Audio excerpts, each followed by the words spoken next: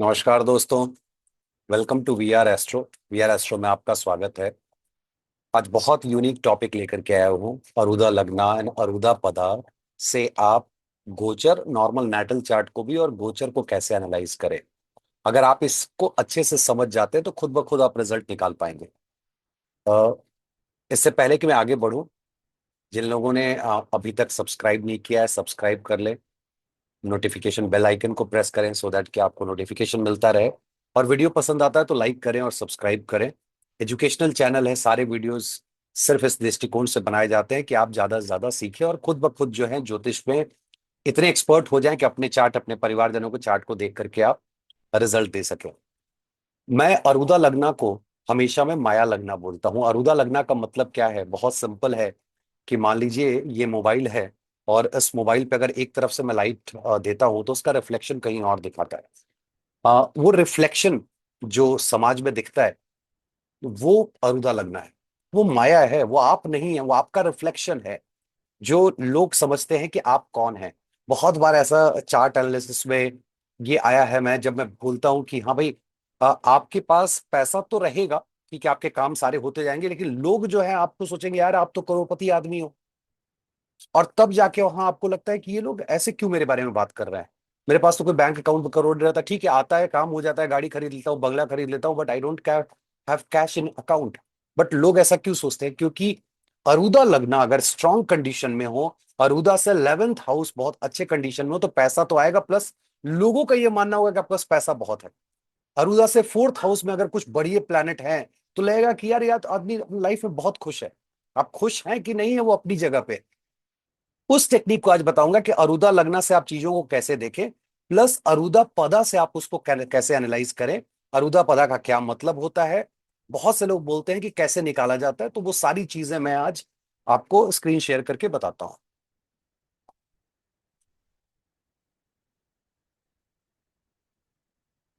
देखिए, मैंने अभी का चार्ट लिया है। ये आज 26/6 को मैं इसकी रिकॉर्डिंग कर रहा हूँ। अभी का चार्ट है, तो इसमें अगर आप देखें तो अरुदा लगना कैसे कैलकुलेट होता है, सबसे पहले उसको समझ लेते हैं। तो पहले लग्न को आप देखिए और लग्न से आप लग्नेश का डिस्टेंस देखिए, तो आप अगर जोड़ेंगे तो 9 घर आगे हैं। फिर यहां से आपको 9 घर आगे चलना है, तो जो प्लेस आएगा वो अरुदा लगना हो। इसमें सिर्फ एक ही कंडीशन होता है कि कभी भी 1 नंबर घर जहां से आप शुरू कर रहे हो और 7 नंबर घर वो अरुदा लगना नहीं हो सकता है। ये दोनों हाउस हाउस ऑफ सत्या है। तो जब ऐसे कंडीशन में अगर अरुदा लगना इन दोनों में से किसी घर पे फॉल करता है तो आप वहां से 10 घर आगे चले जाते हैं। मान लीजिए यहाँ पे अगर वीनस फर्स्ट हाउस में ही होते तो अरुदा लगना आपका यहाँ होता, या 7th हाउस में होते तो आप फिर 7 जोड़ करके यहाँ जाते और फिर वहां से आपको निकल के यहीं पे रिजल्ट आता। अभी मान लीजिए कि वीनस जो है वो 10th में रहते, तो आप 10th और आगे जाते तो इस घर में आता। तो बोलेंगे नहीं यार यहाँ नहीं होगा, तब आपका पलट के फिर अरुदा लगना 10th हाउस आगे बढ़ जाएंगे। और ये किसी भी सॉफ्टवेयर में चेक करेंगे तो आपको इजीली पता चल जाएगा, एल लिखा रहता है। पहले निकालना सीख लेते हैं। प्लस जब ये आप देखते हैं A5 A3 A2, ये वो सारी पदाएं हैं। जैसे आपने अरुदा लगना कैलकुलेट किया ना, उस तरह से बाकी घर के पदा को कैलकुलेट करते हैं। जैसे ये धन पदा है, यहाँ 8 नंबर जो देख रहे हैं, वृश्चिक राशि है, इसके 2 मालिक हैं। एक जो लॉर्ड है वो मंगल देव हैं और दूसरे केतु देव हैं। इसलिए आपको दिखाई देगा कि A2 सेकेंडरी A2, क्योंकि ये यहाँ पे अंडरलाइन किया हुआ है। और फिर आपका ये प्राइमरी A2 अगर आप देखें, let me figure it out, यहाँ पे प्राइमरी A2 है। उसी तरह से अगर आप देखें तो 5th हाउस के 2 लॉर्ड हैं, एक शनि देव है, एक राहु देव है। तो अगर देखें तो A5 यहाँ आ रहा है, और दूसरा A5 जो है, आप यहां से आप चेक करेंगे कि A5 तो आपका 10th हाउस, मैंने कहा था अगर सेम हाउस में अगर हो तो वहां से 10 आगे चले जाएंगे। कैसे यूज करेंगे इन पदाओं को? देखिए, मैं 2-3 ग्रहों की बात करता हूं अरुदा लगना से, जिनके प्लेसमेंट को अगर आप समझेंगे तो गोचर को बहुत आप इजीली समझ पाएंगे। अगर अरुदा लगना से गोचर में शनि देव 3, 6, तीसरे और छठे घर में उनका अगर ट्रांजिट हो रहा है, दैट्स अ बेस्ट प्लेसमेंट। अगर 11 में है, ठीक है, good, not bad, it's really good. 2 और 12 में अगर हो रहा है तो उस कंडीशन में ये सही, एवरेज कहेंगे। उसके अलावा अगर केंद्र भाव से हो रहा है, अरुदा लगना से अगर मैं इस पे क्लिक करूं तो आप देखिए अरुदा लगना यहाँ आ गया, आपको सिखाने के लिए है। और यहां से अगर शनिदेव केंद्र में हो तो ये अच्छा नहीं होता है, बहुत मुश्किल पोजीशन होता है। एंड स्पेशली अगर 4 में हो, 7 में हो और 8 में हो, तब तो और ज्यादा मुश्किल होता है, क्योंकि इन तीनों जगहों से अगर देखें आप, सॉरी, लग्न से आप 10वीं दृष्टि है, चौथे घर से अगेन यहाँ पे आपकी 10वीं दृष्टि, 7वीं दृष्टि है, और 8वें घर से तीसरी दृष्टि है। तो कर्म भाव पे शनि देव की दृष्टियां पड़ना आपके लिए कर्म के स्थान पे बहुत मुश्किल लेके आते हैं। तो मैं रिपीट करता हूं, अगर 3 और 6 तो बेस्ट है, गुड। अगर 11 नंबर की बात करूं, प्रॉब्लम सिर्फ ये आएगी कि यहां से तीसरी दृष्टि जो है वो लग्न पे पड़ेगी, जिसकी वजह से आपके अंदर कॉम्प्लेक्स, इंफीरियरिटी कॉम्प्लेक्स और इनसिक्योरिटी आएगी, और आप अपने ऊपर ज्यादा काम करेंगे, जिसकी वजह से हमेशा शनिदेव जो है नाराज होते हैं अगर आप सेल्फ फोकस्ड होते हैं तो। 2 और 12 ठीक ठाक है, इसके गोचर में आपको बहुत कुछ पता चल जाता है कि आपके सगे संबंधी आपके लिए कैसे हैं। ट्राइन बहुत अच्छा नहीं होता है, ट्राइन में हेल्थ के इश्यूज होते हैं, और बाकी मैंने केंद्रा की बात कर ली। उसी तरह से अगर जब जुपिटर को आप देखेंगे, तो जुपिटर का जो बेस्ट अगर केंद्रा में है तो बेसिकली वो आपके लाइफ को स्थिर करना, और खास करके गोचर में जब केंद्रा में हो तो वो साल एक बेस की तरह आपके लिए काम करता है। और सबसे अच्छा पोजीशन उनका होता है 2, 5 और 7, केंद्रा का ही भाव लेंगे, 7, 9 और 11। इन घरों में उनका रिजल्ट बेस्ट होता है। बेस्ट रिजल्ट इन्हीं घरों में आपको मिलेगा। राहु देव आप भी जानते हैं, 3 नंबर, 6 नंबर और 11 नंबर, ये 3 घर उनके लिए बहुत अच्छा है। लेकिन अरुदा लग्न से अगर ट्राइन में है तो ये आपके लिए अच्छे हैं, और ठीक उसके अपोजिट केतु आपके लिए अच्छे नहीं होंगे। तो ये आपने अरुदा लग्न से देख लिया। आप मान लीजिए आप अपने चार्ट को देख रहे हैं, आपने अपने चार्ट से देखा कि अभी के समय में अगर मैं आज के गोचर को ऑन करूं, ब्लू कलर से आप देखेंगे, तो अरुदा लग्न से सेकंड हाउस में राहु है। भाई ये बढ़िया नहीं है प्लेसमेंट। और आप कहेंगे कि ये प्लेसमेंट बहुत ही दुख देने वाला है, क्योंकि सेकंड हाउस में है, प्रॉब्लम हो सकती है, खाने में दिक्कत, खाने से दिक्कत, फूड पॉइजनिंग हो सकती है, आपकी स्पीच खराब हो सकता है एक्युमुलेटेड वेल्थ आपका कहीं और खर्च होना शुरू हो जाए। लेकिन आप बिना अपने स्पाउस के चार्ट देखे हुए इस घर के पदा को जब आप देखते हैं, अगेन मैं A7 जो है उसको स्पाउस नहीं लेता हूं, पार्टनर की बात करता हूं, बिकॉज मोस्टली बिजनेस पार्टनर के लिए A7 वर्क्स ब्यूटीफुली। उसके लिए फिर आप यूएल से देखेंगे। तो अगर मैं पार्टनर का एग्जांपल दे रहा हूं, अगर पार्टनर की मैं बात करूं, तो पार्टनर के घर से थर्ड है, मतलब जो आपका बिजनेस पार्टनर है वो बहुत अच्छा कर रहा होगा। आप एक ही चार्ट से प्रेडिक्ट कर रहे हैं कि आपका बिजनेस पार्टनर बहुत अच्छा कर रहा होगा। सेकेंडरी अरुदा से देखता हूं, जो धनपदा है, सेकेंडरी धनपदा वहां से ट्राइन में है, तो इसका मतलब है फैमिली और वेल्थ के लिए ओवरऑल ये पोजीशनिंग अरुदा पदा 2 से राहु की बहुत अच्छी है।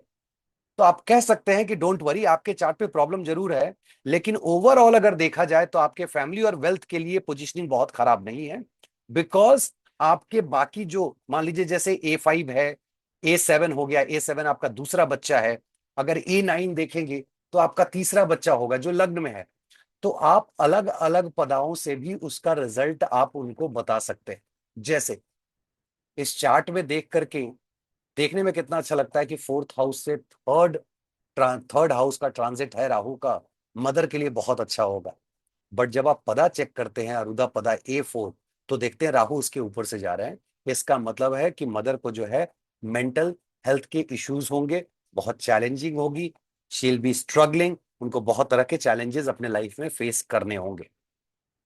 लेकिन वही जब आप उनके छोटे भाई बहन, माता जी के छोटे भाई बहन जो छठे घर से हम देखते हैं, इमीडिएट यंगर जो है, तो उनका पदा A6 यहाँ है जिसके ट्राइन में राहु है। आप कह सकते हैं कि भाई बहुत बढ़िया है आपके लिए, आपके मामा या जो भी मौसी हैं जो इमीडिएट छोटे हैं उनके लिए बहुत बढ़िया है, आपके इन लॉज के लिए बहुत बढ़िया पोजीशन है। इसी तरह से मान लीजिए कि आप जुपिटर को इवेलुएट कर रहे हैं, और जुपिटर को जब आप इवेलुएट कर रहे हैं तो आप देख रहे हैं कि जुपिटर यहाँ पे बैठे हुए हैं 8वें घर में, आपने कहा यार लग्न से बैठे हुए हैं, लेकिन आपने अरुदा से देखा कि फोर्थ हाउस में। आप कॉन्फिडेंटली कह सकते हैं कि ये Jupiter this year is going to create the base for you, और नेक्स्ट ईयर जब ये 5वें घर में जाएंगे तो ये अच्छा आपको योग, आपको जो फल है वो नेक्स्ट ईयर आपको देंगे। इस ईयर आपके लिए बेस क्रिएट कर रहे हैं। अब आपने क्या किया कि मदर से देखा तो थर्ड हाउस है, क्योंकि मैं A4 को देख रहा हूं, A4 से ये थर्ड हाउस है। आप कॉन्फिडेंटली कह सकते हैं कि इस साल आपकी माता जी के लिए ये मरण कारक अवस्था पड़ती है, थर्ड हाउस। उनकी स्थितियां ऐसी होंगी जैसे she will feel like dying. देखो, लग्न से आप देखोगे तो पांचवें घर में आप बहुत खुश हो जाओगे। मैं हमेशा कहता हूं लग्न जो है ना, वो बॉडी के लिए बहुत बढ़िया है। मन, चंद्रमा से मन है, मन में पहले आप सोचते हो तब आप कर्म करते हो, तो सैटर्न के लिए तो फिर भी ठीक है कि आप मून से देखो। लेकिन राहु के लिए, या अगर धन की बात कर रहे हो, क्योंकि जुपिटर से हम धन की बात कर रहे हैं फॉर एग्जाम्पल, तो धन की जब बात हो रही है तो वहां पे आप माया लगना से पकड़ोगे। क्योंकि वेल्थ जो है वो एंड रिजल्ट आपके पास प्रॉफिट लॉस का कैलकुलेशन है। 100 रुपए आया, 120 रुपया गया, 20 रुपए का माइनस है। तो ये प्लस होगा कि माइनस होगा, ये आप अरुदा लगना और अरुदा पदा से देखेंगे तो आपके लिए बहुत फ्रूटफुल है। नाउ इस बंदे के लिए जिसका चार्ट अभी मैं देख रहा हूं, जुपिटर जो है वो अगर आप देखो तो 7th हाउस में है, सॉरी 8th हाउस में है। बहुत अच्छा नहीं है जी। लेकिन वही जब आप अरुदा पदा 5 से देखते हो तो ये 7th हाउस का ट्रांजिट है। मान लीजिए किसी ऐसे व्यक्ति का चार्ट है जिसके बच्चे की शादी की उम्र हो रही है। आप कह सकते हो कि आप शादी, पहले बच्चे की शादी इस साल होगी, और दूसरा कि उस बच्चे के लिए यह ट्रांजिट बहुत अच्छा होने जा रहा है, मतलब मैरिज बहुत अच्छा होने जा रहा है, क्योंकि पांचवें घर से जुपिटर का ट्रांजिट, चौथा घर, पांचवें से चौथा पड़ता है हाउस ऑफ हैप्पीनेस। तो आप कह सकते हैं बच्चे की शादी होगी और ये शादी उसके लिए बहुत अच्छी होगी। ये आप पहले बच्चे के लिए आप प्रेडिक्ट कर रहे हैं। दूसरे बच्चे के लिए A7, जब मैं इसकी बात कर रहा हूं 7th हाउस की, तो आप A7 देखते हैं।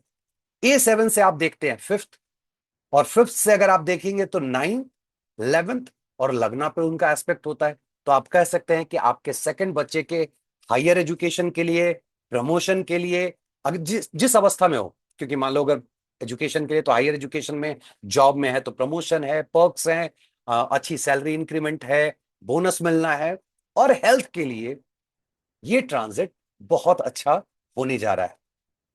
लेकिन अगर आपका तीसरा बच्चा है तो उसके लिए वही स्थिति होगी जो आपकी मदर के लिए है, क्योंकि A9 से ये तीसरा घर पड़ता है, जहां से आप कह सकते हैं कि मरण कारक अवस्था है।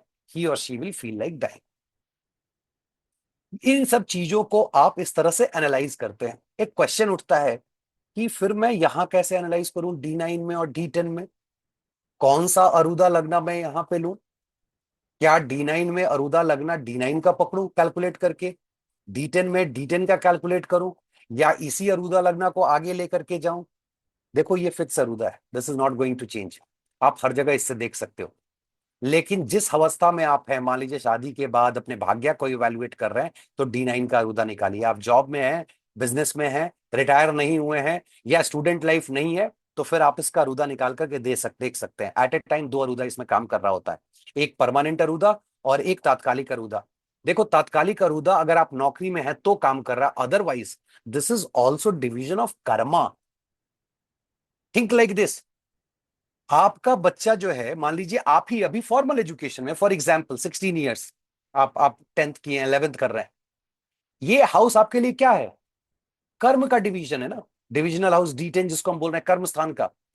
यहां पे जब आप अरुदा लगना निकाल के देखेंगे तो आपको ये पता चलेगा, फॉर एग्जाम्पल अरुदा लगना से 4th हाउस में प्लैनेट अच्छे पड़ रहे हो, तब आप कॉन्फिडेंटली कह सकते हैं कि फॉर्मल एजुकेशन में यह व्यक्ति सारे, अगर सुख इसको मिलेंगे, he will be enjoying that education.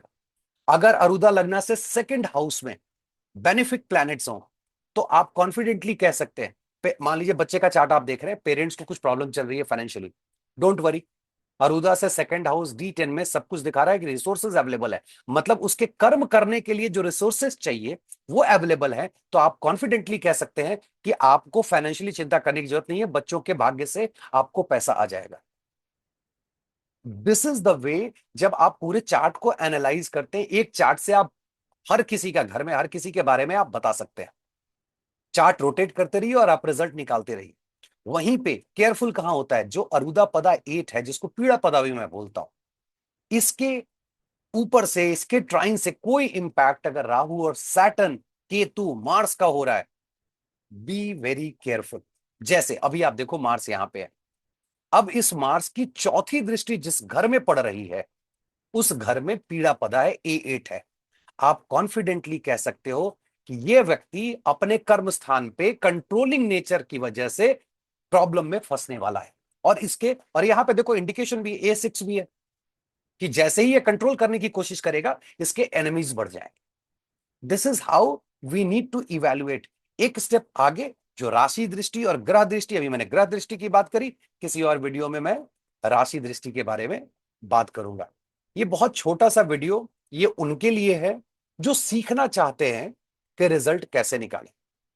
आप अगर इन सब चीजों को ब्लेंड करना नहीं सीखेंगे तो आप रिजल्ट नहीं निकाल पाएंगे, और जब इन सब चीजों को ब्लेंड करेंगे कॉन्फिडेंटली रिजल्ट देंगे और रिजल्ट होगा।